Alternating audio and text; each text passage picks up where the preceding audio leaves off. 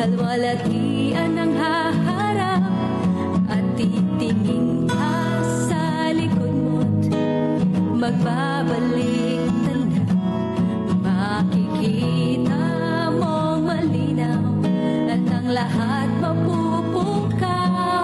At kung ako sa'yo, ako ay lalapit doon sa gumawa ng lupa at langit. Si Jesucristo ang kanlungan mo, bukas ang puso niya para sa'yo. Isang pagkakataon ang lumapit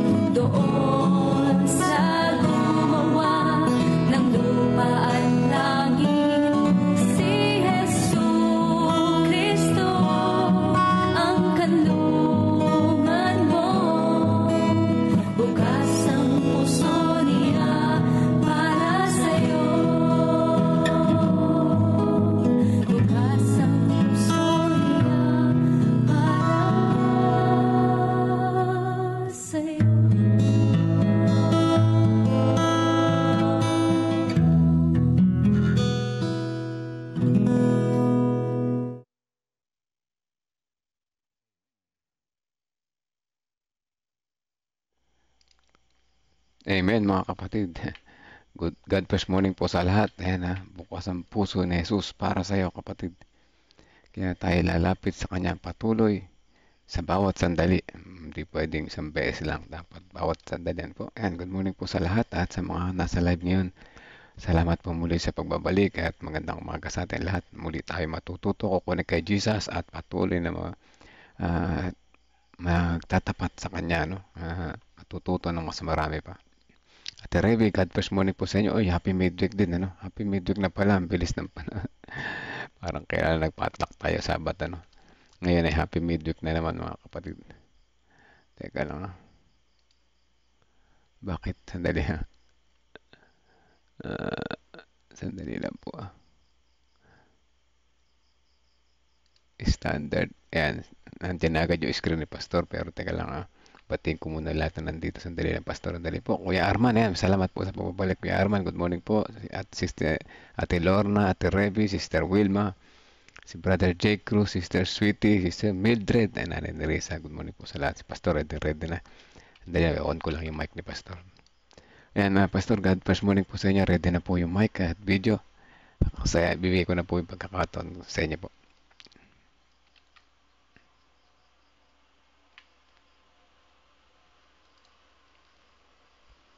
Pastor? Good morning po. Ayan, Ayun na kami pala. Ayan, nakamute. Ano? Good Sige morning po. Bigyan natin kay Pastor ang pagkakataon mga kapatid. Thank you po Kuya Melbs. Happy week po sa lahat ng mga kapatid. Yan, at patuloy tayong pinagpapala ng ating Panginoon. So part 4 na po yung tungkol po sa pagtatakda ng petsa. At nakita natin na sa mga nagdaan ng 1, 2, 3 ay hindi talaga maganda ang pagtatakda ng petsa, di ba? Ngayon part 4, ano pa kaya ang matututunan natin dito sa baka ating malimutan? So tayo po ay manalangin. Panginoong Diyos, na siya naglalang ng langit at lupa, kami po ay nagpapasalamat at kami po ay inyong ginising sa umaga na ito. Kami po ay humingi ng kapatawaran sa aming mga kasalanan. Tulungan niyo po kami, O Diyos. Kayo po ang patuloy naming sambahin. Kayo po ang patuloy naming bigyan ng atensyon sa aming buhay. At sa umaga na ito ay aming dalangin ang lahat ng aming tututunan. Nawawag kami manlupaypay, manghinaman, kundi patuloy kami magpakalakas. Ano man pagsubok na aming pinagdaraanan. Panginoong Diyos, dagdagan niyo po nawa ang aming pananampalataya at sa inyo kami patuloy na magtiwala. Salamat o Diyos sa pag-ibig niyo po sa amin at sa pagdinig ng aming dalangin sa banal na pangalan ni Jesus. Amen. Ayon po dito sa pinaka-key text, 25:5 ng Mateo. So, sabi dito, samantalang naantala pa ang lalaking ikakasal, ay inantok silang lahat at nakatulog. Ito po ay may kinalaman sa the 10 virgin. Ano? 5 ay matalino at yung 5 ay mangmang. So yun po yung context noong pag-aaral po natin at yung pong context itong verse na ito, 25 verse 5 ng Mateo. Pakikitungo ni Ellen White kay Bates noong 1851, so talagang year by year tayo ay hindi ang unang pagkakataon na siya ay sumalungat sa pagtatakda ng petsa. Noong 1845, paulit-ulit niyang binalaan ang kanyang mga pananampalataya na hindi na pagsubok ang panahon at bawat paglipas ng iminungkahing petsa ay magpapahina sa pananampalataya ng mga tao umasa rito.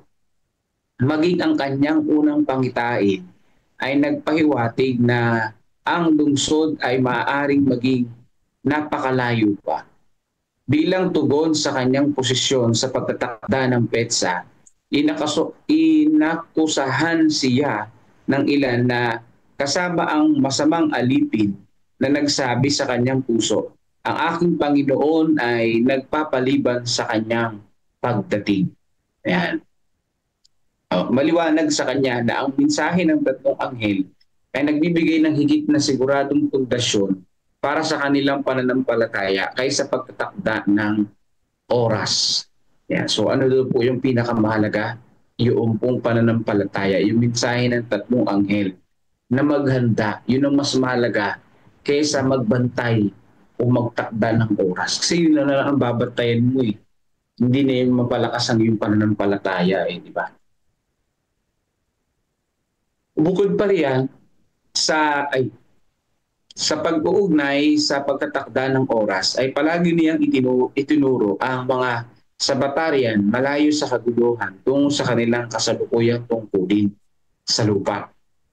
Ang pagbibigay diin na iyon, tulad na makikita natin, sa huli ay bumubuo ng katwiran para sa paglikha ng mga institusyong Adventista na maaari magdala ng Seventh-day Adventism sa malalayong sulok ng mundo. So dito, no, yung paglikha ng institusyong Adventista. Tila malinaw si Jesus sa paksa ng pagtatakda ng petsa sa 24 ng Mateo. Ngunit kung hindi sapat iyon, sinagot ni Ellen White ang mga problema na nauugnay dito. Subalit ang Seventh-day Adventist na nagtakda ng oras ay patuloy at patuloy sa kanilang desperadong pagtatangkang ipagpatuloy ang kaguluhan. So ibig sabihin na habang nagbubuo tayo ng denominasyon sa panahon na yon, yung kaanib ng Seventh-day Adventist noon, talagang nagtatakda sila ng oras, di ba? Nagtatakda sila ng panahon. Matindi talaga yung kaguluhan doon. No? Kasi nga, malapit pa lang sila sa great disappointment eh, so hindi pa sila makabuo. Pero ito, talagang guided tayo ng banal na espiritu. Si Mrs. White ay talagang propeta ng Seventh-day Adventist na inilaan ng ating Panginoon sa Remnant Church. Ay talagang ginabayan ng church, no, ng ating Panginoong Diyos.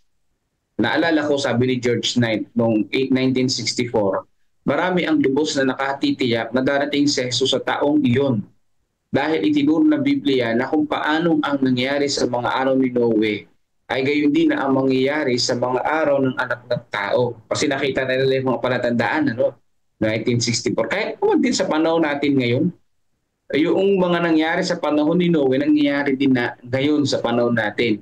Nag-aasawa at pinag-aasawa. Di ba? Doon sa aklat ng sa Lucas chapter 17 at sa Mateo. At hindi ba't ipinangaral ni Noe ang kanyang mensahe sa loob ng 120 years bago dumating ang baha?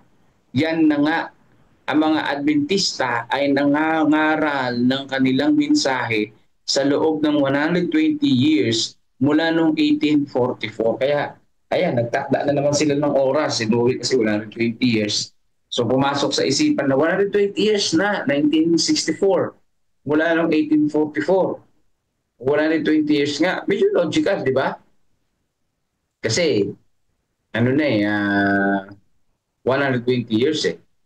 So, meron naman sa modern times natin, sa panahon natin, dahil noong year 2000 ay 6,000 years na, di ba? Year 2000.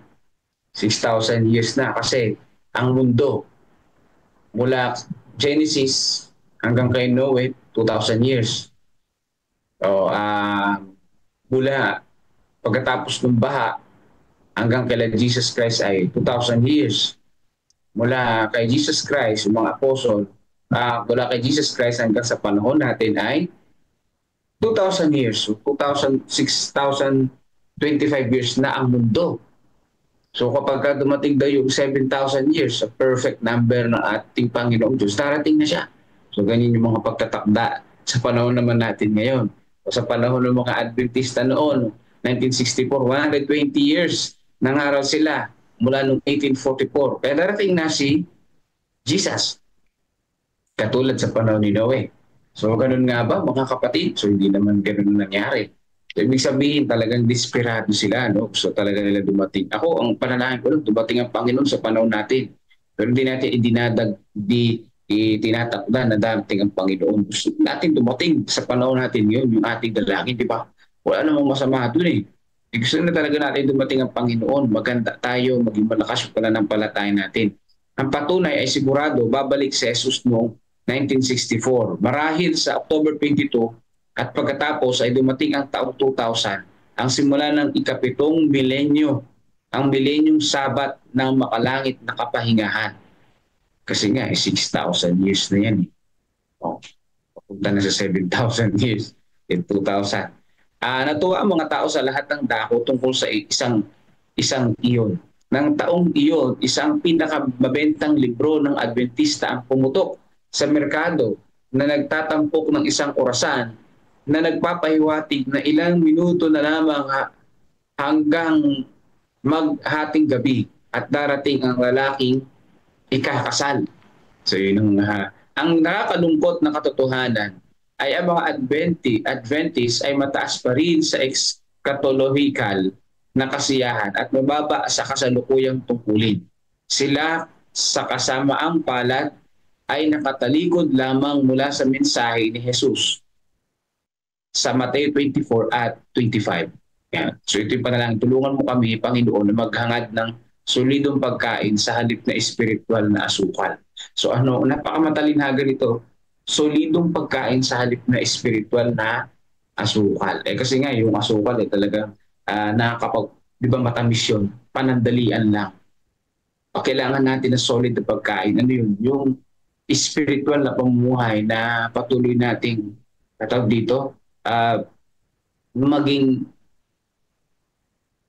maging lalong tayo mapalapit sa Panginoong Diyos. So wag tayong mapostrate na mag-abang ng panahon, kundi ang abangan natin ay ang ating Panginoon mismo sa pamamagitan ng paghahanda, pagpapalakas ng ating pananampalataya, pangangaral na mabuting balita. Ayahan nyo't darating din ang ating Panginoon. Kaya lang marami talaga natutukso kahit na din sa AUP, meron din nangangaral dyan. Ewan ko, galing Quezon City yata. Kinakalculate naman niya yung cross. So makakakalculate din niya yung pagdating ni Jesus. Meron siyang nilagay. Parang pangit sabihin dito, baka yun ang isipin natin. Huwag natin gagawin yun mga kapatid. Kasi hindi mahalaga yung pagtatakda ng petsa. Ang mahalaga yung pagpaplano, paano natin maisulong ang gawain ng ating Panginoong Diyos. Ang pinakamahalaga yung spiritual nating pananampalataya. Kaya sa panahon din, si Mrs. White talagang bumabakbak siya. Hindi niya hinahayaan na yung mga Adventista ay maligaw. Kaya sa panahon natin ngayon, huwag din nating hayaan ang bawat isa sa atin nakatuon na lang sa petsa, ay naku, darating na ang Panginoon. Ngayong date na ito, hindi maganda kasi hindi natin napapalakas yung pananampalataya natin sa Panginoong Diyos. So pagpalain tayo ng ating Panginoong Diyos at patuloy tayo maganda. Maging isa tayo sa mga 5 wise virgin, the 10 virgin, dun tayo sa matalinong babae na naganda ng oil, naganda sa kanilang sarili ng spiritual na pamumuhay. Muli po, magandang umaga and happy weekend po sa lahat. Good morning po ulit sa inyo pong lahat mga kapatid. Ayan, amen. Salamat po, Pastor. Ayan. And malinaw, pang-apat na part na yan, ang pagtatakda ng petsa ay hindi makakatulong sa atin, mga kapatid. 3 puntos yung nakita ko dito. Salamat kay Pastor. Una, tayong mga naghihintay ay inaantok at nakakatulog. Totoo ba ito? Totoo, no? Sige. Marami sa atin yung mga inaantok at nakakatulog. Galaw-galaw tayo para hindi tayo makatulog na mahimbing. Baka may abutan tayo natutulog, mga kapatid. Ayan. At pangalawa, yung warning ni Mrs. White. May nag-warning siya sa mga ang pagtatakda ng petsa ay hindi magandang resulta sa ating mga mananampalataya. Bakit nakakapanghina ito ng pananampalataya? Paano naging nakakapanghina? Paano sa tuwing lilipas yung mga panahon ay tinakda ng mga tao? Nadi-disappoint sila, kaya nanghihina. Hindi lamang sila, pati yung mga naniwala sa kanila nanghihina tuloy. Nawawala ng pananampalataya. Inisip na, hindi na yata talaga darating si Jesus. Ganyan. Yan ang nangyayari. Nadi-disappoint. Kaya hindi binigay ni Jesus yung kanyang eksaktong pagdating. At ang pangatlo, siyempre ay ang sabi sa ating lesson, mas maganda mag-focus tayo sa 3 angels message. Ipakalat ang pabalita ng ebanghelyo ng Panginoon Diyos. Si Jesus Christ ay malapit na dumating. Tayo ipagsabi natin to sa lahat ng sulok ng mundo, sa lahat ng lupa, sa lahat ng lahi, sa lahat ng mga tao. Yan ang maganda. Diyan tayo mag-focus. Huwag yung sa pagdating doon sa pabalita tayo mag-focus dahil maraming mga hindi alam yan at marami sa atin dito sa loob na nakakatulog na.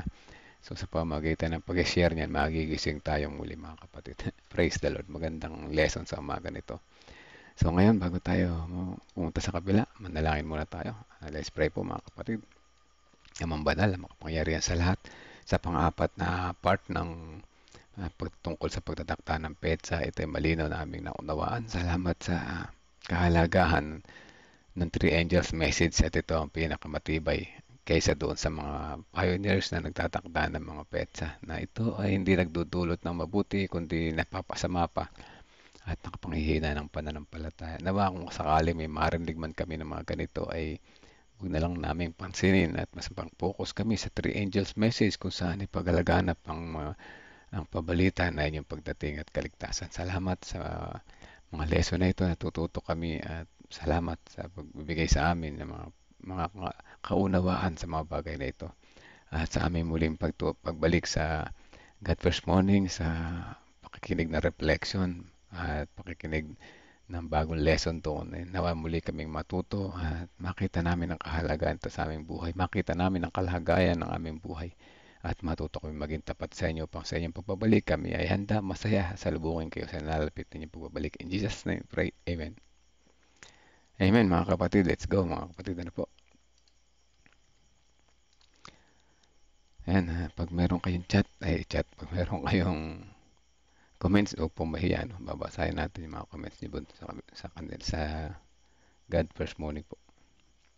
Okay.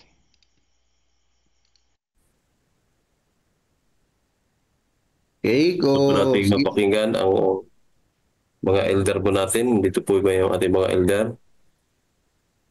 O yung mga kapatid na mayroon po silang kakaibang karanasan, no, when it comes to COP. Amen. Sige. Baka meron po kayong mga reflection po dyan mga kapatid. Sige, Okay. huwag po kayo mahiya mga kapatid. So, alam niyo mga kapatid, napakaganda ng ating tinatalakay sa puntong ito. Alam niyo, araw-araw ay maganda yung ating pong tinatalakay mga kapatid eh. Itong the acquisitions of wealth is not a sin. So, ang plano talaga ng Diyos sa atin bilang mananampalataya ay yung ulo, hindi buntot. Ang plano talaga ng Diyos sa atin, kung babasahin natin ang Biblia, ay talagang ang pagpapala sa atin ay aapaw ng apaw, mga kapatid. Pero, tatandaan natin na natamo natin ang kayamanang ito dahil sa abilidad na pinagkaloob sa atin ng Diyos. Hindi po ang pera ang masama, kung hindi yung pag-ibig sa pera. Habang tayo po ay binibiyayaan ng Diyos ng kayamanan o pera, mga kapatid, dapat lumalalim din ang ating relasyon sa Panginoon. So sa kabaliktaran nito, sinasabi ng Diyos na nagkaroon tayo ng maraming kakayanan. Dahil sa mga kakayanang iyan, pinagkalooban tayo ng maraming pera. So, pero dapat mga kapatid, itong mga kayamanang ito, sabi dito, ay dapat maitalaga natin sa Panginoon. Kapag maitatalaga natin ang mga kayamanang iyan, gagamitin din ng Diyos ang mga kayamanan para sa pagsulong ng kanyang gawain. So, yun ba mga kapatid, Pastor? So, mahalaga na makilala natin kung sino ang Diyos na nagbibigay ng pagpapala. Dapat makilala natin kung sino ang Diyos na nagbibigay ng talento. Dapat makilala natin na kung ano yung tinatangkilik natin ngayon, lahat ng yan ay nagmumula sa Panginoon. Ngayon, ano ang purpose ng mga bagay na ipinagkatiwala sa atin ng Diyos? upang gamitin sa kanyang sa kanyang gawain. Yun ang kon dito mga kapatid, binanggit ko dito kanina yung binasa natin dito kanina mga kapatid, for to advance his cause. Mga Amen. kapatid, tinuturo ng kasulatan na ang kayamanan ay isang mga panganib na pag-aari lamang kapag inilalagay sa pakikipagkompetensya sa walang kamatayang kayamanan. So dito mga kapatid, nabasa din dito, mga kapatid, So pagka minsan ay pagpapalit natin yung pag-ibig sa pansamantalang bagay sa lupa kaysa yung walang hanggan. Ako lagi kong matagal ko ng payo yan. Yung payo na wag nating ipagpalit ang pansamantalang bagay sa lupa kaysa sa walang hanggan. Pansamantalang kasiyahan, pero naipagpapalit natin yung walang hanggang kasiyahan. Pansamantalang kayamanan, pero meron palang masigit na kayamanan, eternal wealth doon sa langit. Ang sinasabi dito na yung pag-acquisition of wealth is not a sin, but lagi nating tatandaan na dapat lumalim pa ang ating pag-ibig sa Panginoon para magamit yung mga kayamanang yan sa kanyang gawain. Sige, back to you, Pastor Ray. Baka mayroong gusto magpadya, Okay. Maraming salamat po, Pastor. No? Totoo po na dapat talaga tayo ay laging ma-remind na yung atin pong mga resources, ito po'y gagamitin natin para ating maluwalhati ang ating pong Panginoon Diyos. Gamitin natin sa banal na kanya pong gawain. Sige po, meron po bang, yung taga Area 5, meron pong nagtaas si Linda Mesa. Yeah, sige po. Good morning po, ma'am. Good morning po, ma'am. Happy God First Morning po. Matagal ko na pong gustong so ako po, gusto ko po magkaroon ng a little bit background. Ano po kasi ako naman hindi talaga po Adventist. Pero nung nabinyagan po ako, hindi ko po alam ang pagta-tithes. But when I learned ang pagta-tithes ay ginawa ko po yan. Even when I was in the canvassing, talagang meron akong mga pagkakataon na tinatalaga ko sa Panginoon. And I really did it. And ever since in my life, I never experienced na nangungutang. Hindi siguro po ako yung mayaman, pero nakapagpatapos po kami sa pagpapara sa mga anak namin nang hindi kami nangutang. Kung tutusin po, tingnan naman po buhay namin sa Klaa. Hindi po madali ang buhay sa Klaa, hindi naman po ganun kadali ang pamimera. But I know God has prosper us so much. At saka tama po yung sinabi nyo na hindi tayo, pag tayo nagkatapat sa Panginoon, hindi tayo pinagpapala lang dahil sa pera. Maaring sa ibang bagay na minsan hindi po natin ganung nakikita. Naalala ko pa sabi ng asawa ko, sabi niya, Mama, nag-COP ka na ba? Sabi ko, oo, nagsimula na ako, nag-COP ka ako. Pero sa totoo lang po, kaya medyo hindi po ako makapag-COP, ay may question ako sa aking mind na sabi ko pa, tinanong ko sa asawa ko, sabi ko pa, yung bang pledge, hindi ba yun kasama na rin yun sa pagbibigay mo ng offering sa Panginoon?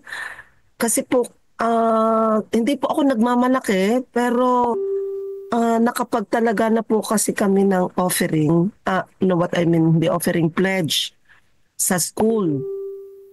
Ang tinatanong ko din po yung ibang kasama ko, sabi ko mga teachers, sabi ko, kayo ba nagpa-pledge din ba kayo sa school? Kasi nga medyo hirap po ang school na pinapasok na pinag-work ka namin.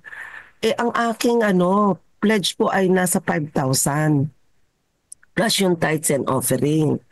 Kaya nga lang yung aking offering, ang naintindihan ko nung una ay 10%, 5% na offering. Sabi ko, hindi ba yun papakasama sa Sabi ng asawa ko, hindi mama.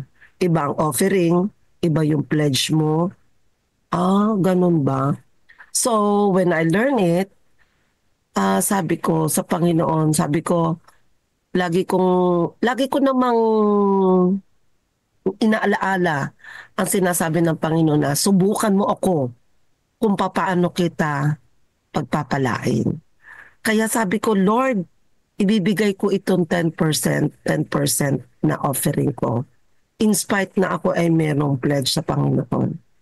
Alam niyo po palang pagkabigay ko palang ng sa COP ko, hindi ko po until now, hindi ko alam kung sino po nagpadala sa akin ng pera sa GCash. Bigla lumaki yung, sabi ko, Lord, binalik mo na ba agad yung aking ano? At saka, ang isa pating blessing sa totoo lang po ay marami na rin kaming prayer dito sa school. Tapos meron kaming sponsor na nag-promise. Sabi ko, alam po nyo, nahirapan na kung paano ako mag-share ng experience dito kasi siyempre hindi po ako ganung outspoken. Pero sabi ko sa Panginoon, Lord, to pa rin, pag tinupad talaga itong sponsor na to.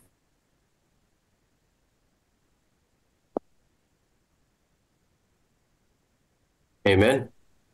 Okay po. So, Anong nangyari? Nawala si Ma'am Mesa, nawala po si Ma'am Mesa. Nalubat, Okay. sayang, ganda. Ay, na-praise the Lord. Salamat. Ayan, no. Babalik po yun. Sayang. Kaya babalik po yan. Ganda ng kwento ni Mame, testimony. Sayang. Oh. Excited lahat. Nabitin ako, Pastor Melvin. So mga kapatid, so narinig niya yung COP, may pledge na siya. Mhm. Pero wag natin talaga mga kapatid, so mag-reflect lang ako kay Ma'am Mesa. Marami talaga tayo mga kapatiran na sa kasalukuyan ay ganun na ang ginagawa. So, project giving or specific giving. Pero mga kapatid, wag po natin kakalimutan yung ating COP muna. Yung ating combined offering plan. Yan. So, pagka minsan maglalagay na lang tayo sa specific project, Mhm. walang kanyon, walang nothing wrong with that. Pero mga kapatid, so wag natin kakalimutan muna yung combined offering plan natin sapagkat yun talaga ang pagpapahayag ng ating pasasalamat sa Panginoon. Pastor, paano yung pledges ko? Okay po yun. Doon papasok ang tinatawag na 10% or more, Pastor Ray. So, meron ka ng ikapo, meron ka ng COP. Kung gusto pong mag-more, ay lagay mo dyan sa school, hindi na natin mapipigilan ang talagang pagtulong sa kapwa, nandyan yung more. Yun po yung karanasan po ni Ma'am Mesa. Good morning po. Pasensya po. Tuloy po, ma'am. Nalobat po ako. Ay, di ba Yan, ma'am. nalobat po yung cellphone nyo, yung laptop nyo, wag lang po kayo. Sige Yes po. po. Gusto ko Sige, tuloy lang po kayo, patuloy ma'am. niyo po, ma'am. Sige po. Gusto ko pong ipagpatuloy kasi may rami pong how God has prospered. Pero hindi lang po pala kayo ang pagpapalain ng Panginoon. Kasi Amen. nakita ko po yun nga po, nag-COP ako. Alam niyo po, nung nagkampurik po kami sa Klaa, dahil po ang daming mahihirap din po sa school, ang ginawa ko po doon sa singil ko po sa mga magulang na pagkain, 50 pesos. Saan po ba naman pupunta yung 50 pesos? Di po ba? Pero nilakasan ko lang na lang loob na 50 pesos para lang sila mag-join. Pero alam niyo po, mga kapatid, yung pong nakolekta ko po para sa camping, hindi ko po akalain na dumarating na lang yung donation, yung mga blessing hanggang sa mas malaki pa yung dumating na blessing kaysa doon sa siningil ko na sa campory fee, sa pamasahe, sa mga venue, mga bayarin. Sabi ko, ang bait naman ng Panginoon. Sabi ko, hindi ko akalain pati itong pinagpala. So hindi na po ako ng problema na baka kulangin kami sa pagkain ng mga bata. Ganun po pinagpala ng Panginoon. At nitong huli, yung amin pong sponsor ay hindi po nag-aano sa akin kung yung kanyang pinangako ay may pag-asa. Tapos bigla namang napachat ako, sabi ko pwede ba akong magpa-tarp kasi yun ang isa sa mga business niya. Tapos sabi niya, Ninang, bigyan na kita ng kalahati sa promise. Tapos yun na nga po, hindi ko rin po akalain. Sabi niya, hindi, Ninang, gawin ko ng 100. So alam niyo po, na-overwhelm ako sa tuwa ko talaga sa Panginoon. Ang sabi ko, Lord, pag tinutuon na talaga niya ito na, kasi bali po ay padalawang taon na ngayon na hindi niya maibigay dahil nagkaroon po siya ng iba't ibang problem. Pero we keep on praying for him na maging maayos ang kanilang business. Tapos nung sabi ko, Lord, magte-testimony na talaga ako sa sabi ko, pagka nabigay talaga na ganun pa ako sa Panginoon, pero alam niyo, tinupad ng Panginoon, tinupad ng taong ito. Kaya sabi ko, Lord, kahit hindi naman kami ang pagpalain, pero pagpalain ng paaralan, parang sobrang natutuwa ako. Sabi ko, kasi ang kawalan ng paaralan, magiging kawalan din namin, pero alam ko, sabi ko, kaya tinitingnan ko talaga na sabi ko, maging tapat lang talaga ay ikaw ay hindi papabayaan ng Panginoon. At sinabi ko na rin sa isang elder namin at saka sa treasurer na sabi ko, ako'y nag-propose sa kanila na lahat ng donations, sabi ko lahat ng donations natin, bigyan po natin ng tithes sa Panginoon. Kasi tingnan po natin kung paano pagpapalain ng Panginoon ang paaralan. Amen. Sabi naman sa nila, sige maganda yan ma'am, kaya pag nag-meeting tayo, i-present mo sa kanila. Kaya yung pagtitiwala sa Panginoon ay hindi, nakita ko hindi talaga ang Panginoon, if ever na meron tayong magiging problema, sa tingin ko pagsubok na lang yun ng Panginoon sa atin kung hanggang saan tayo magiging tapat. Pero yung pagiging tapat natin sa Panginoon ay hindi matatawaran sapagkat ang Panginoon ay laging nakatingin sa atin kung papaano. Kasi kahit pa po ako nung nag-work ako, talagang itinuturo ko po yan sa aking mga anak. Sabi ko, anak, pagka nag-work na kayo, kung pwede lang, yung first month ninyo, ibigay nyo lahat sa Panginoon. Huwag kayong manghihinayang na hindi ibigay sa Panginoon yung first month na salary nyo sa Panginoon kasi ginawa ko po yan noon. At nakita ko kahit hanggang ngayon, maliit ang sweldo, dumating ang pandemic, naranasan namin sa Aurora, kalahati na lang natatanggap namin, pero hindi naman, ang Panginoon nagbe-bless siya sa ibang kaparaanan. Amen. Yan ang karanasan ko sa buhay ko. Siguro until now hindi naman kami ganung mayaman, pero tinitreasure ko sa Panginoon yung kami nasa ganitong lugar na payapa, tahimik, at saka katulad po niyan na ang Panginoon naggagabay sa lahat ng panahon. Si Pastor nagpunta ng Palanan. Alam niyo naman yung biyahe ng bangka doon, 7 to 8 hours. Sabi ko, Lord, ingatan mo po sila doon. So ngayon, nandito na po sa mainland sila, nakatawid na sila ng dagat at uuwi na. So ang Panginoon nagpapala sa ibang mga bagay. Kung hindi man sa salapi, ay sa mga bagay na minsan parang hindi natin nakikita pero marami ang pagpapala ng Panginoon. Yun po. God bless po sa ating lahat. Sana po Amen. talagang ang mga kapatid maging tapat talaga po sa Panginoon. Yan po lagi kong din sinasabi, kahit sino makausap ko ng mga kapatid dito na maging tapat kayo sa Panginoon at ang Panginoon hindi kayo pababayaan. Praise the Amen. Lord. Praise the Lord. Praise the Lord. Okay, so napakaganda. Ano po? So, ayan mga kapatid, no? So, si Brother Melvin po, nagtaas po kanina. So, atin pong pakinggan si Brother Melvin. Pagkatapos si Brother Pascual Parungaw. Oh, sige po. Sabi ko, prioritisan natin yung iba para iba naman, baka sawa na sa akin yung mga tao. Anyway, maganda kasi si Ma'am Mesa, maganda po yung testimony niyo. Nakaka-inspire po kayo.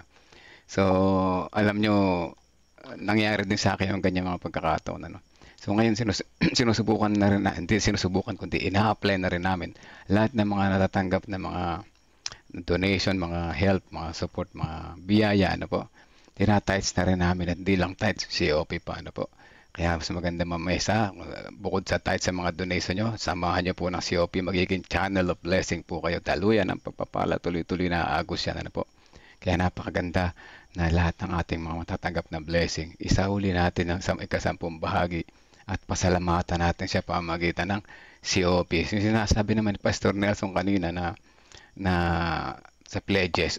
Oo naman, tama, maganda yun, ano, hindi masama yun. Pero sabi nga ni Pastor Nelson, ano, i-day natin yan. Unahin natin yung COP kasi nakakatulong tayo sa global, ano. Pero hindi lang yung isang department na tulungan mo, global. Napakaganda niyan, ano. At tapos ay patuloy ka pang pagpapalain sa pamagitan ng spiritual growth, ano, lalo kang magiging mabait sa puso mo. Pero mayroon akong gustong isingit sa reflection sa pamagitan sa ating lesson, ano, tungkol sa pagyaman. Sabi sa lesson, di masamang yumaman. Maganda nga yan, ano, pero may babala. Hmm. May babala ang pagiging mayaman. Tanong ko muna sa mga kapatid, sino gusto yumaman dito? Sigurado lahat nakatataas ng kamay, ano. Take a risk tayo mga kapatid, delikado ang pagiging mayaman. Nakakapangit na ugali yan, ano. Maraming na yumaman na, pumangit na ugali, naging makasarili, ano po. So, pangalawang tanong, kung gusto natin yumaman, sabi ng Panginoon, maging tapat ka muna sa maliit na bagay, kapatid. Para ikaw'y pagkatiwalaan ko naman sa mas malaking bagay, ano po.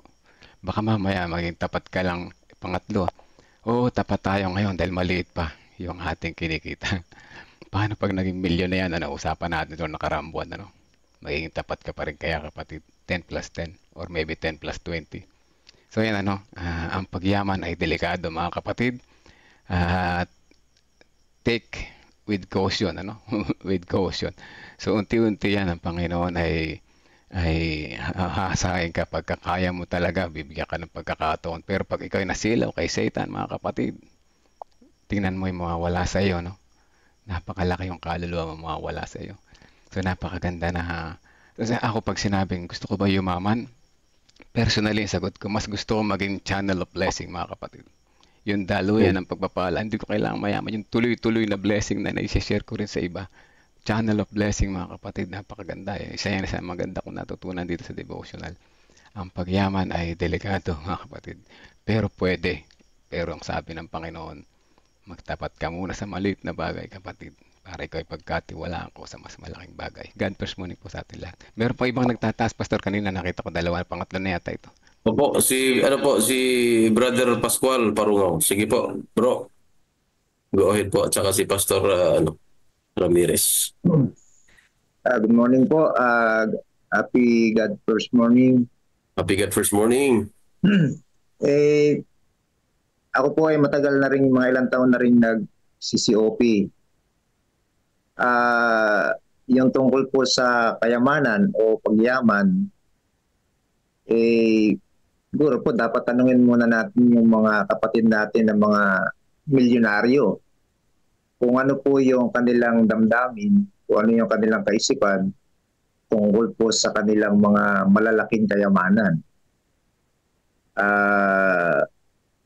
Iba po kasi ang iisip dyan yung i-maintain yung kanilang kayamanan. Iba, marahil dyan ay natatakot mawala yung kanilang security and comfort. Ano nga po kaya ang sinasabi ng mga sulat ni Mrs. White tungkol sa pamamahala sa malalaking kayamanan na pwedeng magamit sa gawain. Antayin pa po ba natin yung patulad doon sa panahon ng mga unang early Christian na yung mga kagipitan, kahirapan sa buong kapatiran ay dumarating bago pagbili yung mga ari-arian at ipapamahagi. Lahat, gaya po ng nabanggit ni Brother Melvin, lahat tayo ay nag-iisip at nangangarap na yumaman o guminhawa sa buhay. No? Pero ako po, ako rin, isa rin sa nangangarap na magkaroon ng maluwan na buhay. Ito po yung comfort, yung security. Nangangarap tayo magkaroon ng mga sasakyan. Nangangarap tayo magkaroon ng maayos na shelter, yung bahay. Kaya lang, totoo po yun. Totoo po yun. Maaaring totoo yung sinasabi doon sa sulat ni Mrs. White na mapanganib kung hindi mo kayang pamahalaan yung malalaking kayamanan. Po. Maaring, kaya ako po, sa akin po personally, kung hindi talaga yun kalooban ng Diyos sa akin, ay tanggap ko po. Tanggap ko na kung talagang hindi karapat-dapat na ako ay magkaroon ng kayamanan katulad ng iba, kung saan na lang ako magagamit ng Panginoon. Pero ako po ay tagal na, ilang taon na rin nagsi-COP. Amen. So, praise the Lord. Maraming salamat, bro. Sige po, sunod natin si Pastor Joel Ramirez. Tapos si Sister Cyrene Ancheta. Magandang umaga po, mga kapatid. God first morning po. Gusto ko pong, saan ba yun? Yan. Nais ko po, ang pagpapala po sa aking pagkaunawa, ang pagpapala ay blessing ng ating pong Panginoong Diyos yan. So lahat po tayo, nalangin Panginoon, pagpalain mo po ako, pagpalain mo po kami. Ang pagpapala ng Panginoon, kapag binigay niya po ito sa atin, ito ay may purpose. Ang paliwanag ni Ellen G. White sa purpose ng ating Panginoon, the more na tayo po ay pinapagpala, siyempre, umaangat, tumataas. Ang purpose po nun, habang tayo tumataas, pinapagpala sa kalusugan, pinapagpala tayo sa talento, sa maraming bagay, kasama na po yung pananalapi. Ang purpose ng Panginoon, habang tumataas tayo, yung scope ng shadow natin, lumalawak po yan. Pansin yan, lumalawak yan. Ang purpose po doon, ibig sabihin, tayo po ay pinagkatiwalaan ng Panginoon ng ganyan, para habang lumalawak yung scope ng responsibility, yung scope natin, nung shadow ng scope ng responsibility natin, ay lumalawak. Ibig sabihin, pag pinagpala tayo ng Panginoon, aapaw yan daloy. So ito yung naririnig natin na maging daluyan tayo ng pagpapala. Sana ho, ngayong umaga, at sa patuloy natin paglilingkod sa Panginoon habang naghihintay, manatili po tayong daluyan ng maraming pagpapala ng Panginoon. Pagpalain po tayo. Amen, Pastor. God bless po sa inyo. Amen. God bless po, Pastor. Si Ma'am Irene, Cyrene Ancheta. Ma'am Irene? Yeah. Pastor Benji, nagtataas ng kamay? Yeah, nagtataas si Pastor Benji. Sige po, Ma'am. Sister. Ayan po. Good morning po. Ayan. Ako po ay nung narinig ko po kasi yung topic, gusto ko pong mag-share. Tapos sabi ko sa Panginoon, Panginoon, gusto ko yung maiangat kita. Kasi personally po, yung pong acquisition of wealth po kasi talaga, medyo struggle po yan, lalo na sa mga family na nagmula talaga sa mahirap. Biyak na ako agad Katulad po kami, yung family ko po, yung kaming magkakapatid talagang galing talaga kami sa mahirap, 6 po kami, talagang lang kami, ginapang kami ng mga magulang namin para makapagtapos ng pag-aaral. So, maaga din po silang namayan nga, yung mami ko. Tapos, after noon, ay dahil wala naman nga kaming kayamanan. So, naging katulong ako ng daddy ko sa pagpapaaral ng mga kapatid ko. At nung college pa po ako, high school, college, na-i-instill na sa akin dahil ako po ang panganay, yung pagiging faithful, sa tight lalo na. So talagang na-i-lifestyle ko yun. Kaya lang po, yung mga kapatid ko, medyo hindi sila nabigyan ng pagkakataon na matutunan yun mula sa mga magulang namin.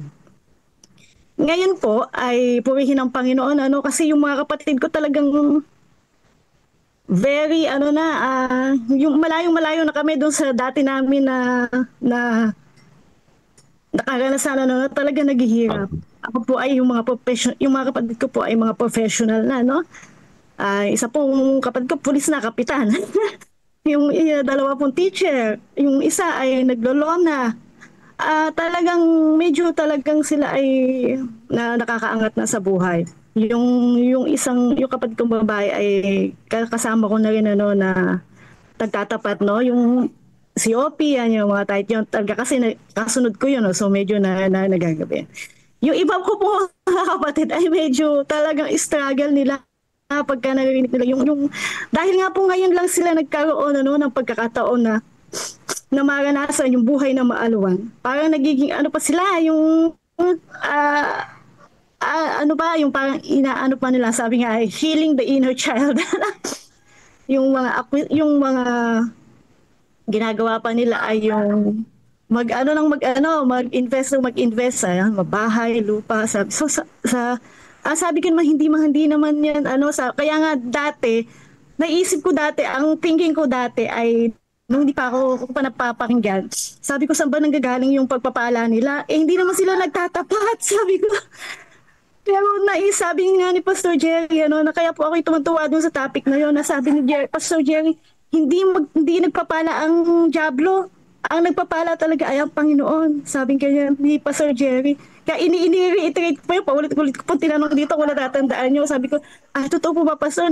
So, ibig sabihin mo talagang ang Panginoon ang nagpapala sa kanila. At yung naniniwala po ako na pagdating ng panahon ay ipapaisip sa kanila ng Panginoon yun na etong mga anak, pinagpala ko kayo. Sabi, ibalik nyo ang nararapat para sa akin.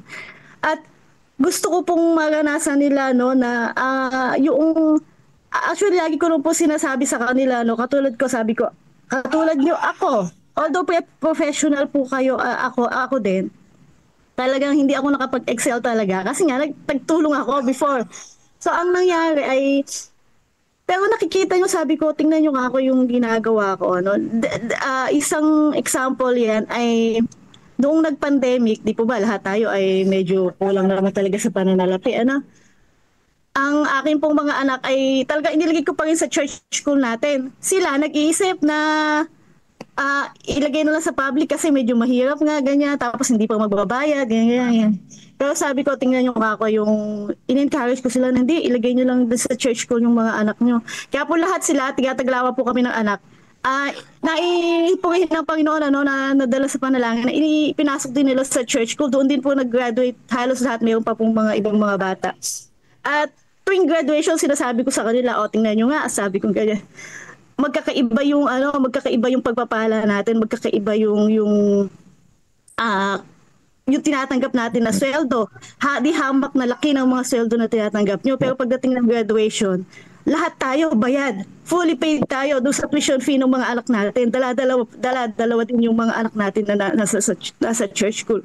So sabi ko, ibig sabihin ka ako, ganun yung pagpapala ng Panginoon. Magtapat ka lang. Hindi ka naman yung pagkukulangin eh. Kasi sinasabi nila, oo, dahil nga daw ang dami nilang needs, ay hindi na sasapatan kung magaganoon sila magta-tithe o magsi-COP pa. So, ang sinasabi ko sila at lagi kong pinapanalangin sa Panginoon na tulungan sila ng Panginoon na makita po nila yung kahalagahan ng pagtatapat. Kasi talaga nga sabi nga, di ba, ng pinag-aaralan natin ay ang lahat ng mga talento natin, lahat ng mga skills natin na ay nanggaling sa Panginoon. Kaya po nararapat lamang na ang lahat ng ay ibabalik po natin sa Kanya. So yun lamang po, sana mapanood ng mga kapatid ko to. At ako po lagi naman nag-send sa kanila ng mga link so ipapatuloy po nating ipanalangin, lalo na yung mga kapatid natin na talagang medyo yun nga na nagkaroon ng wealth na dahil nga sa hirap ng buhay noon, parang medyo nag-enjoy muna sila ngayon. Sabi ko ay sana hindi sila abutan mo, hindi pa sila abutan nung kumbaga ay close of probation o yung mga na soon, very soon, ay magtapat na rin sila sa Panginoon katulad po na ginagawa po natin. Amen. Praise the Lord. Ayan po, si Pastor Benji. Nagtaas din. Thank you, Mama Cyrene. Good morning po. Good morning. Ang gaganda po ng mga reflection. Dito sa pagbabasa po natin, sa pagbasa ko po dito, wala naman pong problema sa wealth. Ang wealth ay regalo ng Panginoon. And to acquire that is actually the one that God is the giver. No? Isang talent siya. sa pag-acquire ng wealth. Ang stewardship ay balancer ng gift na ito ng Panginoon. Ito yung pagtetest ng ating ugali, pagtingin sa Panginoon. Mayaman, mahirap, may mga wealth naman yan. Maaaring yung wealth ng isang average na kumikita ay iba yung pagtingin niya sa wealth. Yung mayaman naman, iba rin naman yung pagtingin niya sa wealth. Pero yung stewardship ay yung balance there. But the problem is, hindi naman sa mayaman lang ang may problema sa yung hindi lahat. Kahit na mahirap, maaring may problema din sa pagtingin sa wealth. So ang stewardship ay balancer siya. Maganda yung comment ni Pastor Joel kanina, Ramirez, na habang tumataas ka, nakikita mo rin dapat yung pagtaas ng shadow scope. Kaya maganda na ano man ang ating tinatanggap, ano man ang laki ng ating tinatanggap, tayo ay natuturuan na tingnan ito sa mata ng pagiging katiwala. Sabagkat ang pagiging katiwala, yung system ng tithe and offering, siya yung balancer ng mga bagay-bagay. So, naalala ko yung sinabi ni Pastor Almasan. May ginawa siyang example na, nung hindi pa masyadong mayaman, mabait naman, nung naging mayaman, umangit ang ugali. At totoo po niyan, may mga ugali na talaga tayo. Ang problema kapag hindi ito nagamot, habang hindi pa natin natatanggap yung mga biyayang, yun yung snare na pinagpapalito natin yung mga immortal treasure kaysa po doon sa mga pera ng sanlibutan. Alala ko yung kwento doon sa rich young ruler. He is the model of the disciples actually. Kaya nga nung sinabi ng Panginoon, na-test yung rich young ruler, hindi niya kaya pagpalit yung kanyang hindi niya kaya ibigay yung kanyang sarili sa inihiling ng Panginoon sa kanya. Umalis siyang malungkot. At nung narinig ng mga disciples na mahirap para sa kanya ang pumasok sa karan ng langit, sabi ng mga disciples, sino pang maliligtas kung hindi siya maliligtas? Sabi ng mga disciples, kami Panginoon, iniwan namin lahat. Ang ganda ng sagot ng Panginoon doon eh. Tinuro ng Panginoon sa kanila na sa isang parable na doesn't matter kung mauna kayo o mahuli. Mahalaga ay kayo ay naging paraan para magamit sa anihan ng ating Panginoon. Nag-work kayo kung kailan kayo tinawag. So mga kapatid, ay naniniwala ako na gift ng Panginoon. Okay. At ang stewardship ay balancer ng ating pong mga tinatanggap. Malaki, maliit. This is a call not only for the wealthy people but to all of us na maging tapat ho tayong katiwala sa maliliit na mga bagay o malalaking mga bagay sapagkat dito po na nakikita ang tunay nating pag-ibig sa ating mahal na Panginoon. Salamat po. Okay, praise the Lord po. Pastor Benji, thank you so much.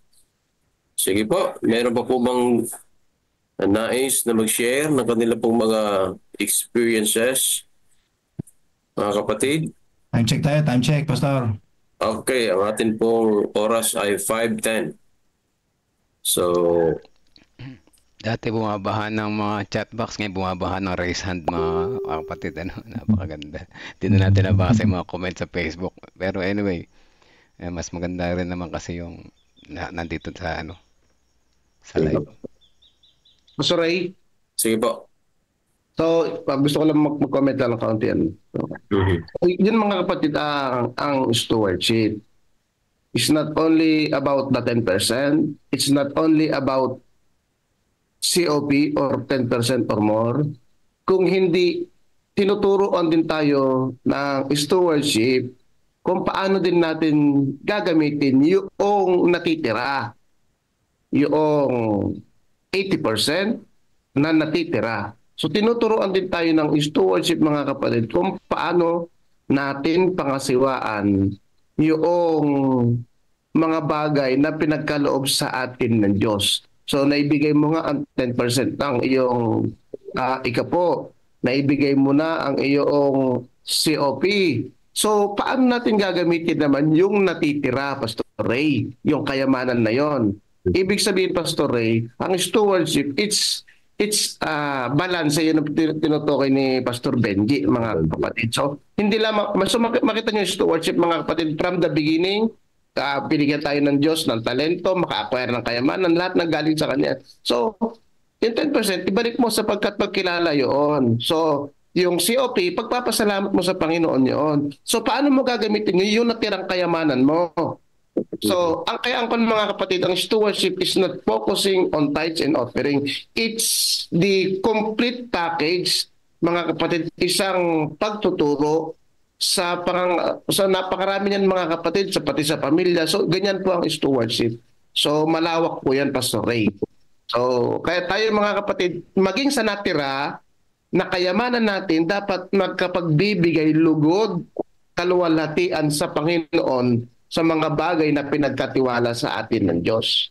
So kung paano natin gagastusin, paano natin i-manage yung mga bagay na pagpapala na kayamanan na pinagkaloob sa atin ng Diyos. So kaya spend it wisely for God's glory. Manage it wisely yung mga kayamanan pinagkaloob sa inyo ng Panginoon. So yun lang, Pastor Ray, mahaba pa sana. Kaya lang marami pa tayong oras. Ma'am Cecil, nagtataas po yung kompo kayo? Sige. Unmute po kayo. So Ma'am Cecil, last, baka meron pa. So time check tayo. Ma'am.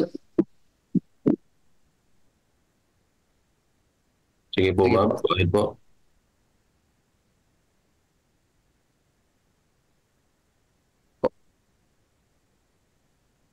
Hello, ma'am. Ma'am Cecil, Ma'am Cecilia. Go ahead po.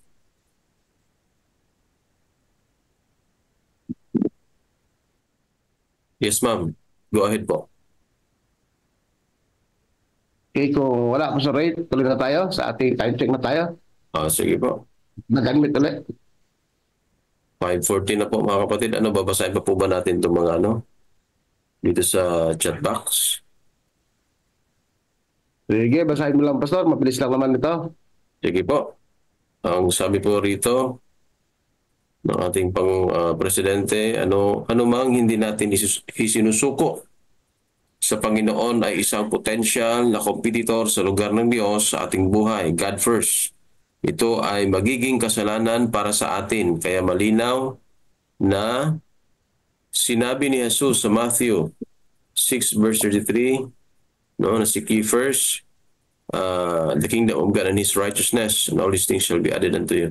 Ito at sa Job 31 verse 24 and 29, ang pinaglalagakan ng ating tiwala, ang usapin dito, tiwala sa Diyos o sa mamon. So totoo po yan, mga kapatid, no?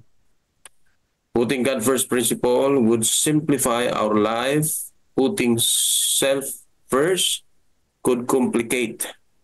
Kaya gawin natin ang COP, Christ our passion, making disciples is our mission, sa paraan ng matalinong paggamit ng mga potentials, mga tinatangkilik, mga talento, ang faithful na babalik ng ikapo ng Diyos at ang pangakong regular na systematic offering COP para isulong ang misyon ng Diyos. Ako'y isang missional. Ako'y nag-iisip, nagsasalita, kumikilos, nagpapanukala at nagbibigay para isulong ang misyon ng Diyos. Okay? Kung pinagpapala tayo ng Diyos ng kasaganaan, hindi nito dapat maibabaling ang ating pansin at panahon papalayo sa Diyos na nagkaloob sa ating ng mga ito. Ang nagkakaloob ay higit na dakila kaysa mga kaloob. Purihin po ang Panginoong Diyos, no? Minsan po kasi mga kapatid, no, na atin pong nababaliwala yung pong nagbigay ng pagpapala, no, sa atin na walang iba kundi ang ating Panginoong Diyos. Okay, ang sabi rito, when the mind dwells upon self, it is turned away from Christ, the source of strength and life. Hence, it is Satan's constant effort to keep the attention diverted from the Savior and thus prevent the union and communion of the soul with Christ. Steps to Christ, page 82. Okay?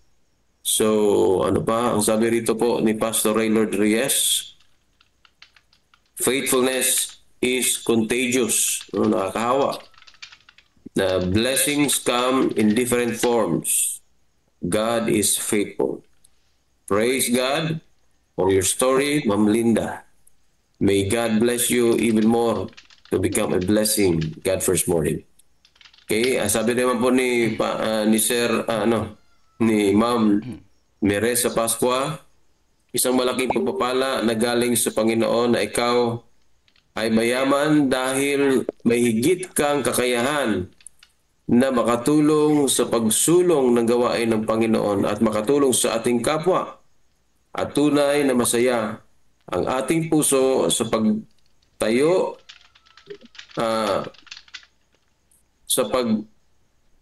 pag tayo ay nagtatapat sa ating Panginoon at makisangkot sa gawain ng Diyos. Okay, sabi pa ng ating President, ano ba ang hamon sa pagtatapat? Ang kayamanan kaya o ang kahirapan?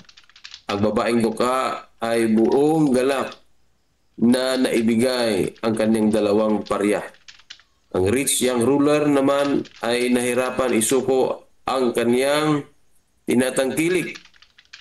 Aking nakikita na ang malaki talagang hamon sa pagtatapat ay ang malaking tiwala sa Panginoon, sa kahirapan at sa kayamanan man din sa kalagayan ng buhay.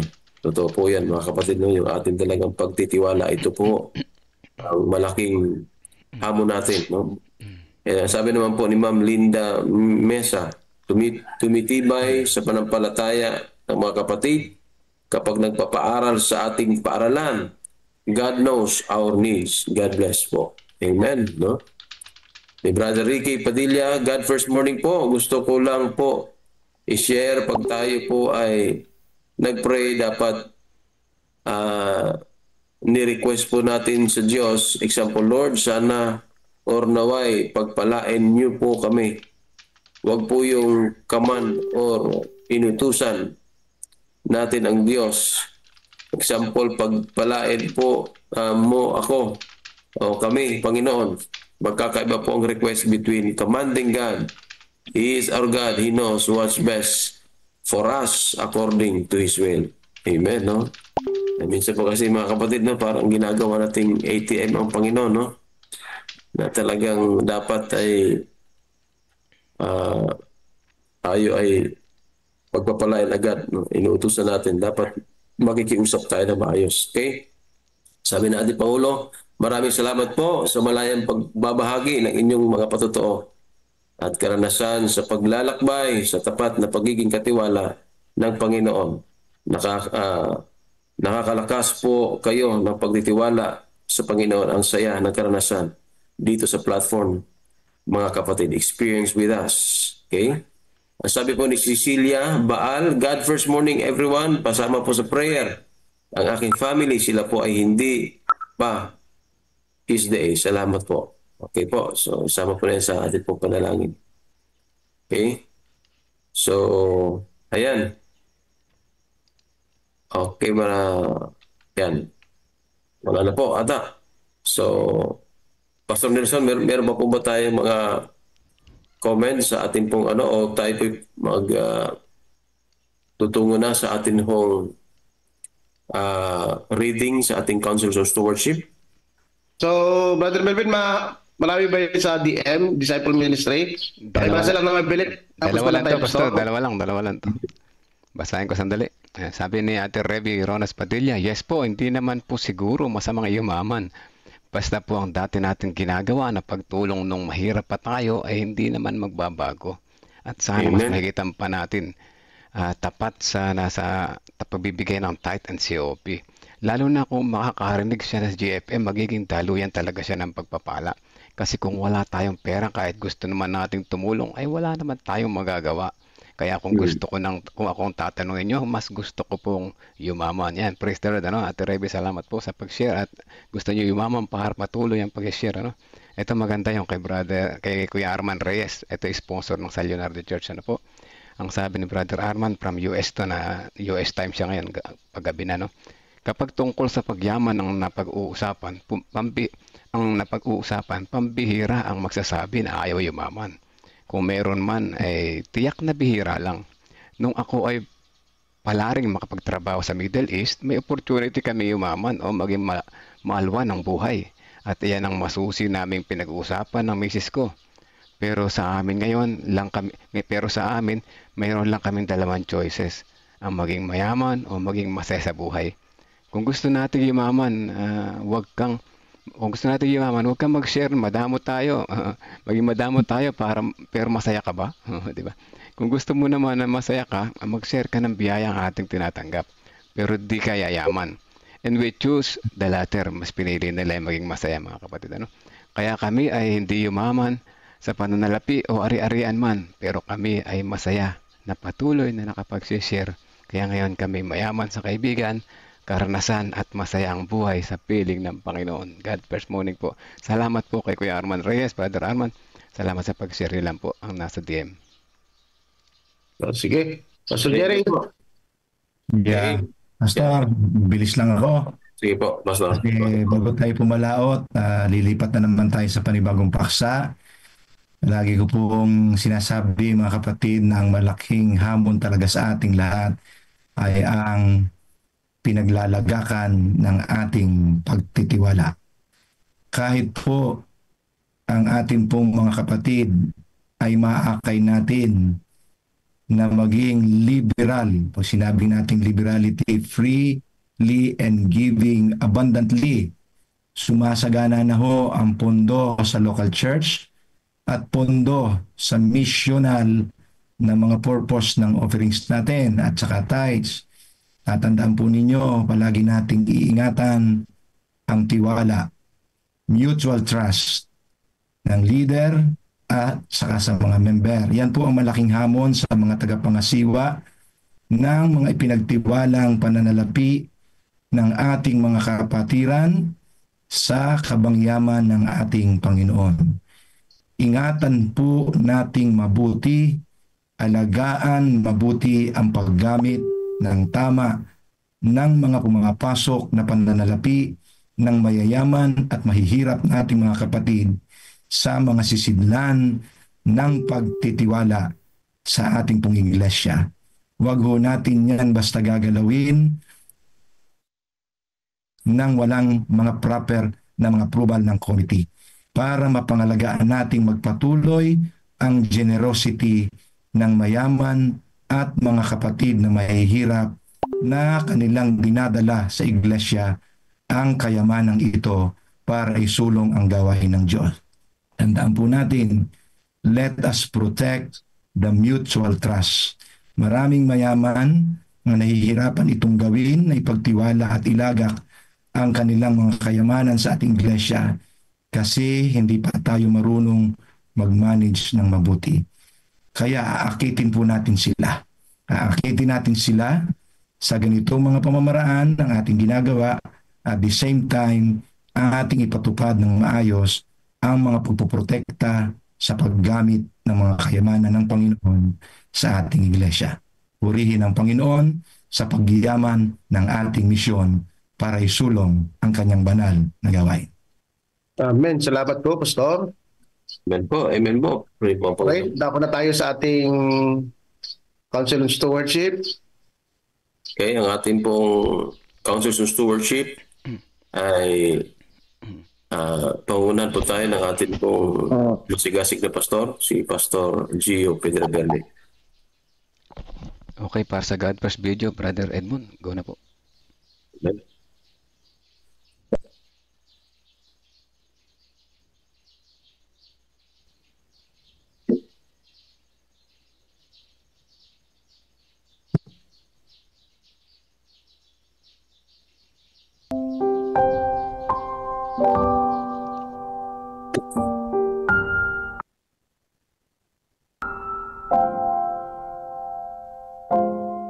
Kailan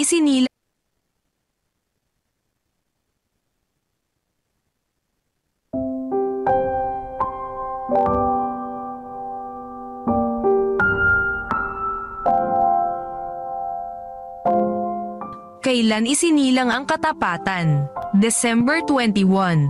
Offertory Reading Devotional. Ang Panginoon ang magiging aking Diyos, at ang batong ito na aking itinayo bilang bantayog ay magiging bahay ng Diyos, at sa lahat ng ibibigay mo sa akin ay ibibigay ko ang 10 bahagi sa iyo. Genesis Kapitulo 28 versikulo 21, 22. Ang mataas na isyu ng kawalan ng trabaho'y isa sa suliraning hinaharap ng sangkatauhan ngayon.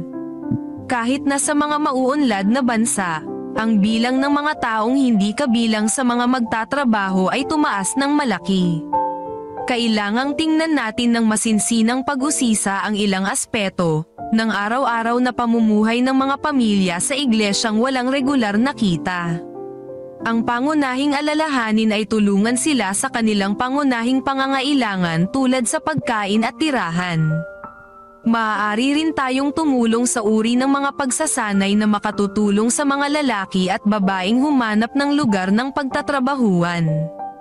At ang lahat na iniaalok na tulong, dapat isasaalang-alang ang mga sumusunod na payo. Siya na nakakasumpong ng kahabagan, gawin iyon ng may kasiglahan. Roma Kapitulo 12 versikulo 8. Ang isang panuntunan para sa walang regular na kita ay pagpapakita ng katapatan sa pagtatapat sa ikapo at mga handog. Maaari kang magtaka, paano ako magtuturo ng katapatan sa ikapo at mga handog sa isang taong wala namang kita? Madalas nating iniisip na maaari lamang tayong maging tapat sa pag-iikapo at paghahandog kung mayroon tayong halagang madadala sa iglesia. Gayunpaman, nagpapahayag ang aklat ng Genesis na si Jacob, ang pangalawang nabanggit sa Bibliang nag-ikapo, na nagbigay ng ikapo kahit wala pang trabaho, nasa pagtakas siya noon at bato ang kanyang inunan. Genesis Kapitulo 28 versikulo 10 hanggang 22. Nagtuturo ito sa ating bumubukal ang katapatan sa isip at puso ng mananampalataya, kahit bago pa makapagdala ng anumang halaga sa kamalig. Ang isang taong walang kita na pinipiling maging tapat sa ikapo at mga handog ay hindi dapat mag-isip na hindi siya tapat. Kailangang pagtibayin ng taong ito ang kanyang pagtatalaga ng katapatan sa ikapo at maaari ring magpasya ng porsyento para sa pagbabalik ng regular na mga handog. At pagkatapos ay kanyang ihaharap sa Diyos ang kanyang pagnanais na ang kanyang pagtatalagang maging tapat sa ikapo at mga handog ay matatapos at hindi na lang isang pagpapasya kundi nagiging pagkilos, mula sa sandaling nagsimula siyang magkaroon ng regular na kita. Walang sino mang may matatag na layuning maging matapat sa Diyos ang dapat makadama na hindi siya tapat dahil lang wala siyang kita. Panawagan: kung may regular kang kita, pagtibayin mo ang iyong pagtatalaga sa pagtatapat at tumulong ka sa isang walang trabaho sa pamamagitan ng pagkain, pananalangin, at paggabay. Kung wala kang trabaho, pagtibayin mo ang iyong pagtatalaga sa pagtatapat sa Diyos at manatili kang humingi ng kalakasan at karunungan sa Kanya hanggang sa makasumpong ka ng trabaho.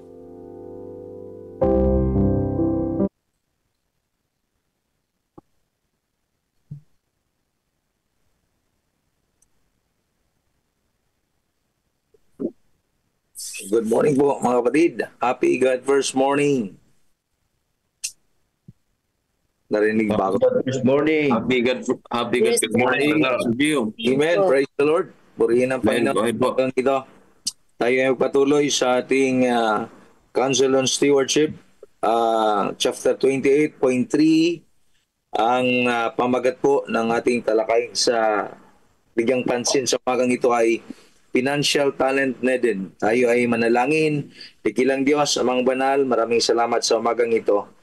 Samahan niyo kami habang kami pong talastasin ang mga sintas ng katotohanan ng stewardship at ikaw yung mangusap para sa aming lahat, maging online man ito. Ito yung aming dalangin sa matamis at makapangyarihan na pangalan ni Jesus naming tagapagligtas. Amen.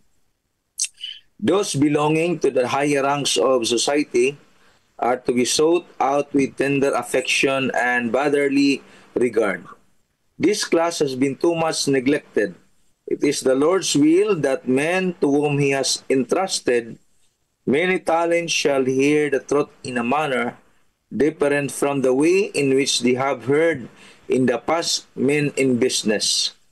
In position of trust, men with large and invented faculties and scientific insight, men of genius are to be among the first to hear the gospel call. There are men of the world who have God-given powers of organization which are needed in the carrying forward of the work for these last days. All are not preachers, but men are needed who can take the management of the institution where industrial work is carried on. Men who is our conferences can act as leaders and educators. God needs men who can look ahead and see what needs to be done, men who can act as faithful financiers, men who will stand as solid as rock to principle in the present crisis and in the future perils that arise. Sa pagninilay-nilay ng babasang ito, sa mga huling kapanahunan, huling araw ng kasaysayan ng sanlibutan, tinatawag ng Diyos hindi lamang ang mga mangangaral at ibanghilista, kundi pati na rin ang mga taong may karunungan sa panlalapi, organisasyon at pamumuno. Sa huling kapanahunan ay hindi lang tinatawagan ng Diyos ang mga taong mayroong kakayahan ng mga taong mangangaral o ibanghilista, kundi ang mga tao palang mayroong kakayahang pinansyal na mamumuno sa huling kapanahunan. Ang gawain ng ebanghelyo ay nangangailangan hindi lamang ng sigasig sa espiritual, kundi pati sa maingat na pagpaplano, tapat na pamamahala, at mahusay na paggamit sa mga pinagkatiwalaang yaman. Ipinapaalala sa atin ng Diyos na ang mga nasa mataas na katayuan sa lipunan, ito yung mga negosyante, mga leader, mga may malawak na kaalaman sa agham at teknolohiya, ay may mahalagang bahagi sa huling mga araw sa kanyang misyon. Madalas silang napabayaan, ngunit sila ay may mga talento na ipinagkaloob ng Diyos para sa ikaunlad ng gawain. Ang iglesia ay tinatawag upang pahalagahan hindi lamang ang mga nasa pulpito, kundi pati ang mga nasa likod ng mga desisyong pang-organisasyon at pinansyal na pagpapatag ng ating mga institusyon. May mga 3 punto na ating pong bigyang pansin. Una, ang pagkilala at pagpapahalaga sa iba't ibang talento sa gawain ng Diyos. Hindi lahat ay tinatawag upang mangaral. Yes, tama po mga kapatid. Ngunit ang bawat isa ay may bahagi sa misyon. So bawat isa sa atin mayroong misyon na italaga ang Diyos para sa kanyang gawain. Paano natin matutukoy at mahikayat ang mga profesional, negosyante at mga tagapamuno upang maging kabahagi sa gawain ng Ebanghelyo? So ito yung mga taong ginamit ng Diyos. Hindi sila mangangaral, hindi din sila ebanghelista, ngunit sila ay mayroong kakayahan. Kaya mayroon tayong organisasyon na ASI para yon sa mga taong mayroong kakayahang pinansyal or mga taong mayroong bahagi doon sa mga elite na mga tao upang ipabahagi ang ebanghelyo para sa kanila. Pangalawang puntos na maaari nating bigyang pansin ay ang pagtataboy sa kakulangan ng atensyon ng mga nasa mataas na katayuan. Ayon sa CP, sabi dito, ang mga nasa mataas na antas ng lipunan ay masyadong napabayaan. Paano natin sila maabot na mayroong pag-ibig at malasakit? At paano natin may pakita na sila rin ay may mahalagang papel sa gawain ng Diyos? So may mga tao talagang mayroong kakayahang pinansyal, kaya lang tahimik sila. Pero mayroon pa silang espesyal na gawain para sa gawain ng Panginoon.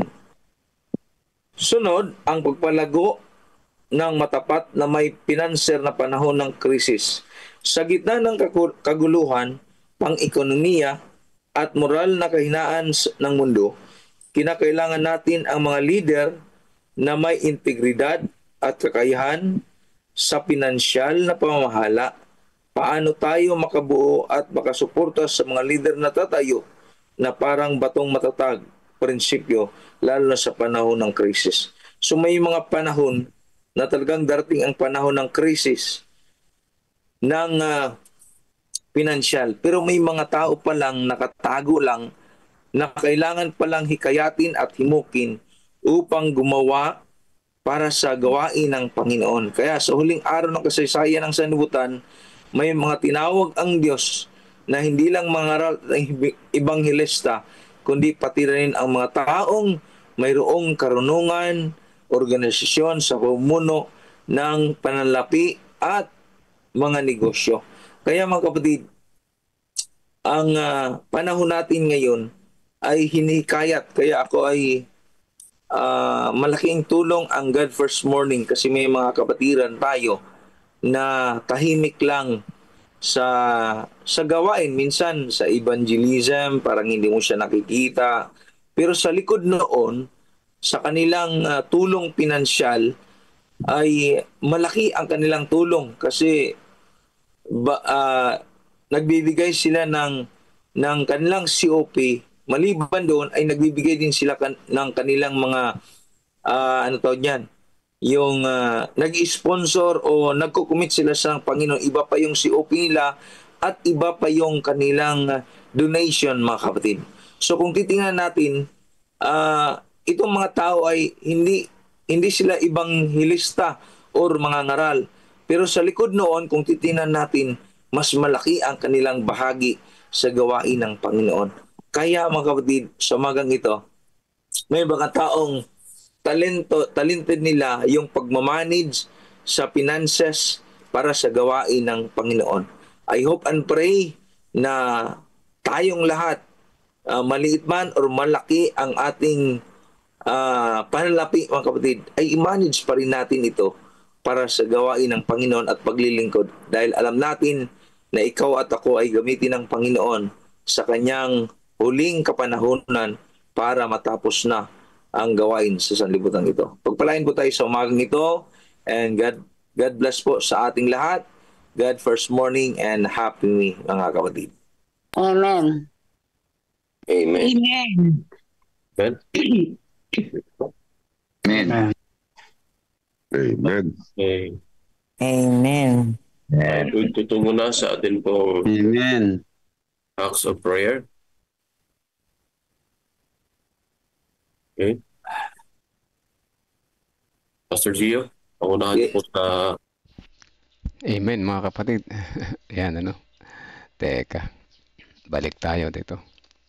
Bago tayo manalangin, din na lang natin sandali ito, Napasarap na naman tayo ngayon doon sa God First Morning. So, ito yung ang patungkol dito sa lesson na sinabi niya, recap lang tayo sandali, financial talent needed. So, kailangan ng financial talent, So, kailangan talaga yung mga may pera sa gawain, para magkaroon tayo ng malaking pag-usad, Actually, kahit na hindi naman mayaman, marami tayo na maliit, pero marami, halos lahat, maganda na rin, Sabi dito, point 1, dapat lapitan ang mataas ang kalagayan sa lipunan. Dapat doon natin lapitan sila, mga elite ministry ng mga tinatawag dito, Bakit hindi dapat iwasan o pabayaan ng mayaman, makapangyarihan ng matataas ang posisyon sa lipunan? Sa halip dapat silang lapitan ng may pagmamahal at kapatid na pagtingin. Madalas kasi silang napapabayaan sa pag-aabot ng ebanghelyo. Ewan ko ba, no? Kadalasan sa mahirap tayo lumalapit, ano? Ang hirap kasi sa mayaman, pakakato ka pa lang, ay reject ka na kagad, lalo na may gwardiya, may baril, ano? Ay, hindi ka tumatanggap ng ganyan. Ganun, ano? Mahirap, ano? So, kalooban ng Diyos na marinig na may talento ang katotohanan. Yes naman, kalooban pa rin ng Diyos yan. Dapat talaga marinig na lahat, ano? Mayaman ka man at mahirap. Unang tatawagin ng mga matatalino at makapangyarihan. Okay? Men in business with large inventive faculties, men of genius, are to be among the first. Hear the gospel call. Dapat sila yung unang makarinig, mga kapatid. Kasi sila yung makakatulong na mabuti sa pinansyal sa gawain, ano? Mga negosyante, mga taong nasa posisyon ng tiwala, mga inventor o malikhang isipan, mga scientist, mga henyo, mga tatalino. Yan, ano po, no? Buti na lang, di ako matalino. So, kailangan ng kakaibang kakayahan ng gawain sa Diyos. Kailangan yung mga kakaibang kakayahan, ano? Yung mga talented. Kailangan. Ayan, maaaring pwede ako dyan. Talentado. Pero hindi henyo. Talentadong hindi henyo. Ayan po. Hindi lahat ay mangangaral, pero lahat ay may papel. May meron tayong papel na dapat gampanan. Sabi sa lesson, ano? Hindi lahat ay tinatawag para mangaral. Yan, maliwanag yan, ha? Ngunit may mga taong tinatawag upang mamahala, mag-manage na magtayo at mag-organize sa gawain. Yan. So, kailangan ang mga leader tagapagturo. Kailangan na magtuturo. Mga teachers, mga leader, mga tagapagturo, mga tagaplano, mga tagapamahala. Ito yung mga marunong, ano? Tapat at matatag na mga financial stewards. Ang Diyos ay naghahanap ng mga taong may kakayahan sa pananalapi, matitibay sa prinsipyo gaya ng bato, maasahan sa mga krisis ngayon at mga darating pa. Sa mga kapatid, maraming mga dapat gampanan, ano? Sa gawain. Kaya tayo, hindi tayo exempted, mayaman man o hindi. Sabi nga dito, ang ebanghelyo hindi para lang sa mahirap o para sa mangmang. Ito rin ay para sa mga mayaman, mga pangyarihan at matatalino, at hindi lahat tinatawag maging pastor o ang bawat kakayahan, lalo na sa pamumuno, pag-organize at pananalapi ay mahalaga sa gawain ng Diyos sa huling araw. So, yan ang ating lesson sa umaga na ito.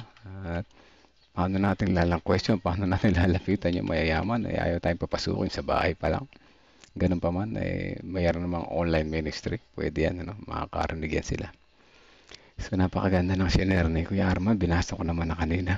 Praise the Lord, ano po. Mas pinili nyo maging masaya. Ganyan din na nangyari sa akin. Gusto ko po sana dumagdag doon. Naubos na yung oras. Ano? Once na ako nakatanggap ng financial blessing, ano. Pero tama si Kuya Arman. Hindi ka naman magiging masaya. Magiging masaya pa nga ako ngayon. Totoo yun, Kuya Arman. Ano. Magiging masaya pa tayo pagka sa buhay natin ay malapit tayo kay Jesus, tumutulong sa kapwa. Yan ang kapapakinabangan sa gawain. Yan ang tunay na kasayaan. So yan, manalangin tayo mga kapatid. Alaman ako nakita mga special prayer request. So pagpapatuloy tayo sa pananalangin, 30-second silent prayer para sa ating mga kahilingan sa mga pangalan na ating lapit sa Panginoon. Let us pray mga kapatid. Samahan niyo po ako.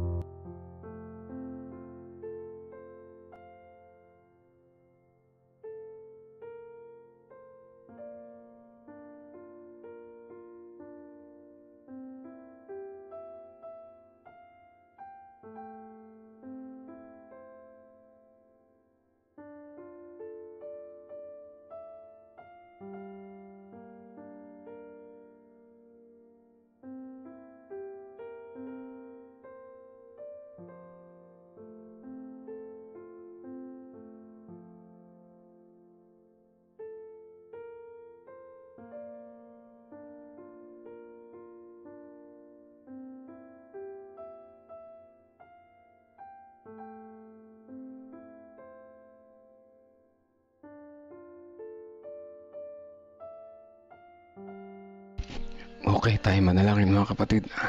Amang banal na makapangyarihan sa lahat. Salamat po sa umaga na ito. Muli nyo kaming ginising sa tamang oras. At ginising din ang aming mga diwa sa napakainit na talakayan patungkol sa aming lesson sa umaga na ito at sa review kahapon. Napakaganda ng aming mga natututunan sa at narinig ng mga experience ng kapatiran.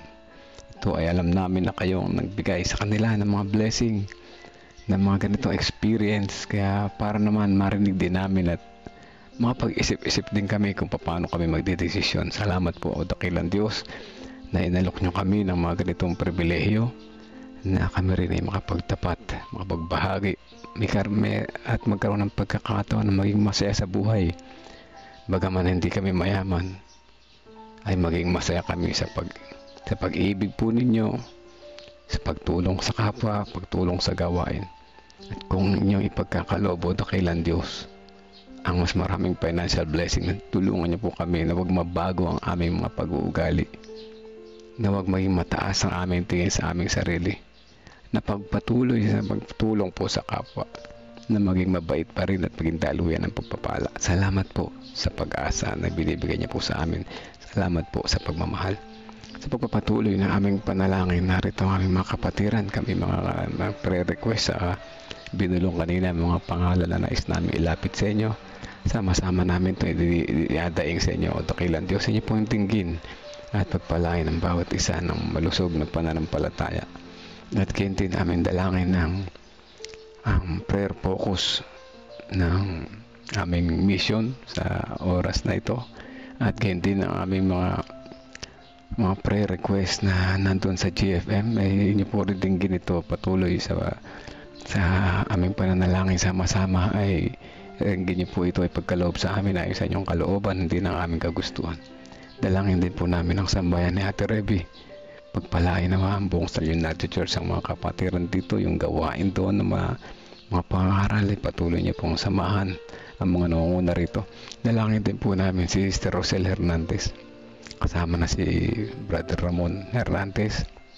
Patuloy na kagalingan ang kanyang maranasan, panunumbalik ng kanyang paningin o dakilang Diyos ang aming panalangin.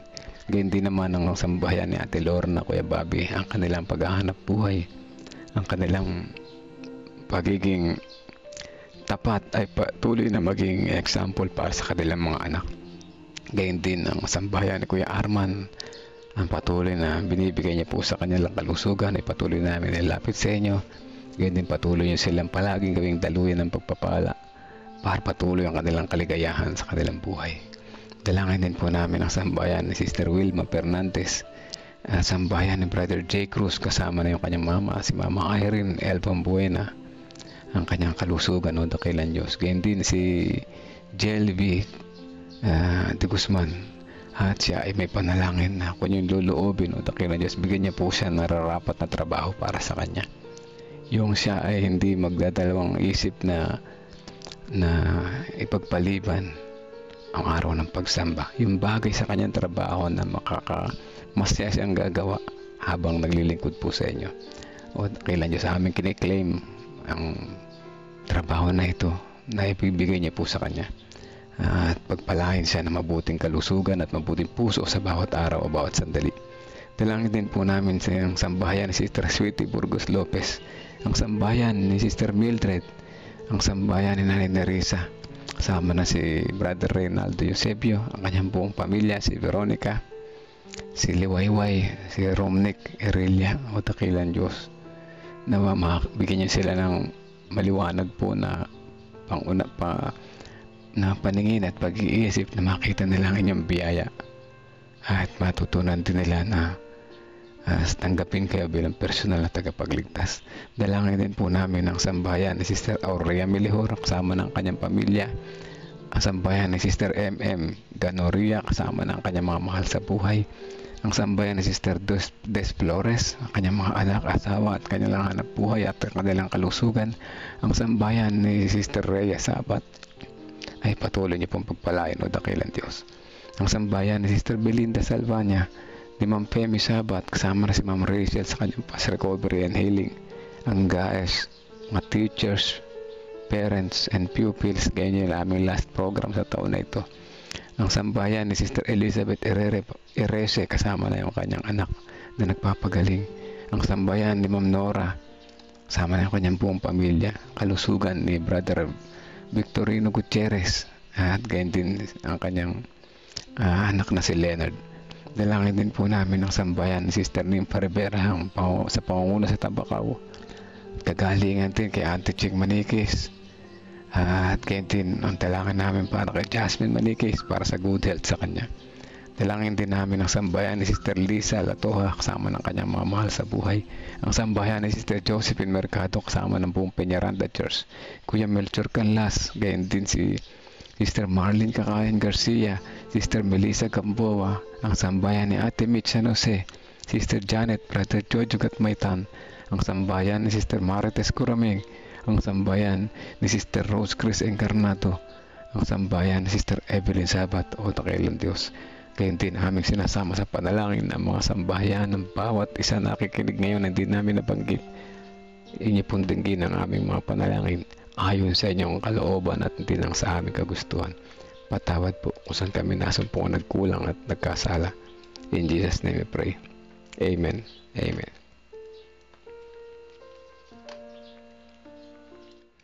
Amen mga kapatid. Ano po, salamat po sa mga prayer warriors. Salamat sa patuloy na pagsabaybay. 25 tayo ngayon dito sa live. Yung ating numbers ay 20 pataas, ano?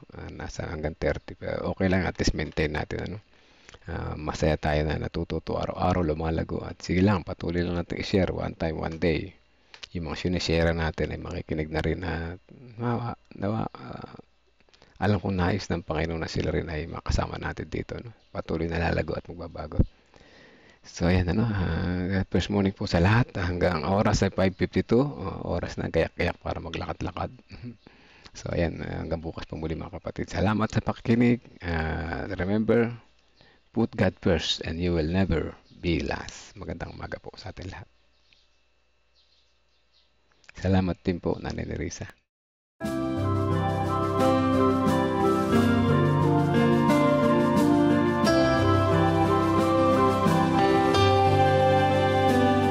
I hear the voice of Jesus calling. My answer is, I will go. I see the need of people crying. My answer is, I will go. I go to share the message of love. I go to share the blessed hope. But if I get discouraged, I call to Jesus' help, because I have